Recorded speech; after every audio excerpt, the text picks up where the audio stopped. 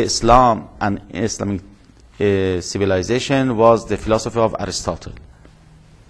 And we can say the philosophy of Aristotle mostly was accepted by Farabi and Ibn Sina. So it was accepted by Farabi and he completed this philosophy, but in the time of Ibn Sina, he reached the highest level in Islam. And even, I mentioned here a little bit, even after Ibn Sina, Europe and the universities in Europe, they got Aristotelian philosophy from Islam, from Ibn Sina. So they have a circle. The philosophy from Greece, from Greek time, came to Islam, and through maybe 1,000 years, no, less than 1,000, 500, 800 years, it was inside Islam. It was the Dark Age. It was the Middle Age or Dark Age, Qurun Wusta. It was the Dark Age of Europe. No sign of knowledge, no sign of philosophy, no sign of civilization over there. Just killing, just burning, and all these things. So at that time, philosophy came to Islam. And Islamic or Muslim philosophy, not only they accepted this philosophy, they developed philosophy. They add. If they got, for example, 35%, they add 75%. It's amazing. It's very interesting to know that. That philosophy of Aristotle, philosophy of Plato, philosophy of Greek, it came to Islam, and Muslim philosophy like Farabi, like Ibn Sina, like Ghazali and other philosophers, they add to this philosophy. And then it goes back to Europe through Avicenna and through Ghazali and through Ibn Rushd. So today, if in Europe they know something about, for example, Aristotle, not about Islam, Aristotle, about Plato, it is from Islam. It is through Islam. So the top and the highest level of philosophy, Aristotelian philosophy or al-falsafat al-mash'a, was in the time of Ibn Sina. And Ibn Sina in Islam is the figure, is the main figure and major figure representing the philosophy of Aristotle or al-falsafat al-mash'a'iyya. And then we go to the next school, which is al-falsafat al-ishraqiyya. Yes.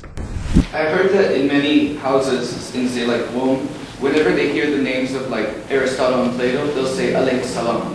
Is there a belief that these people were prophets? Yeah, very good point. Some scholars in Islamic philosophy, they believe or they think that these figures like Aristotle, like Plato, like Socrates, like Pythagoras, all these, they say they are either prophets or students of prophets, either Anbiya or a student of Anbiya.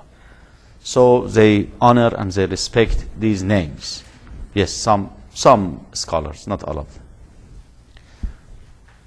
Okay, now second, illuminative school. Yes, you can continue because it comes from illumination and ishraq and shuruq. Very beautiful name. Illuminationist philosophy is a Persian philosophy first developed by Suhrawardi, yes. The famous Persian philosopher. Shahabuddin Yahya as Suhrawardi was born in 1155 in the town of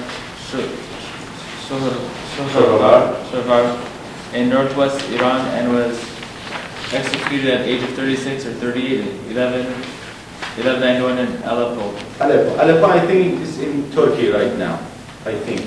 And he became shaheed. So they killed him. So somebody believes that, and in philosophy, they say Sheikh Shaheed. When they want to mention his name, they say Sheikh Shaheed. And you look at the age, 36 or 38. And really, he changed everything in the philosophy. He changed everything in the philosophy when he established and when he founded the philosophy of Ishraq and فلسفه الإشراق. Yes, continue. Why was he executed? Khalifa at the time, you know. Yeah, the time were against him and his idea, because he was talking about against the previous scholars and philosophy and all these things, so they killed him. Somebody says because he was Shia or some other thing. Maybe. He was a Persian philosopher, a Sufi, and the founder of the School of Illumination, one of the most important schools in Islamic philosophy. This school is a combination of Abyssinianism, Ibn Sina's early Islamic philosophy, and ancient Persian philosophical disciplines, dressed up with many new innovative ideas of Suhrawardi. It is often been described as having been influenced by Neoplatonism. Relying on his intuitive methodology, Suhrawardi criticized the Aristotelian philosophy represented by Ibn Sina in both areas, methods, and themes. It is historically mentioned that the most enduring and influential school of mystical philosophy in Islam came into being in the 6th century, after Hejrat, 12th century AD, with Suhrawardi, who founded the school of Al-Ishraq, or Illumination, criticizing Aristotle and Muslim heretics on logical grounds. Suhrawardi's basic premise was that knowledge is available to man not through ratiocination alone, but also and above all through illumination resulting from the purification of one's inner being. The main point that Sheikh Ishraq or Suhrawardi raised and mentioned is in epistemology, in Ma'rifatul Ilm. And he says, until his time, many people and maybe many philosophers talking about reasoning, aql. And they say we can get knowledge and ma'rifah through aql, through reasoning. But he says, no, we have another source of knowledge, which is intuitive knowledge, al-ilm al-huduri, which is from inside, not from aql. So he really, I think he made a revolution, inqilab, thawra in philosophy. Because after him, we have Irfan. So Irfan and mysticism is based on intuitive knowledge. Inshallah, next session we'll talk about Irfan. And we see the basic and the main difference between Irfan and philosophy is this.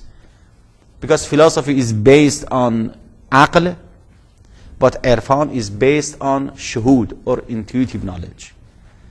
So the beginning of this kind of transferring from aql to Irfan is falsafatul Ishraq. So even Suhrawardi at this time when he mentioned all this philosophy was very young, 25, 23, 24, something like this.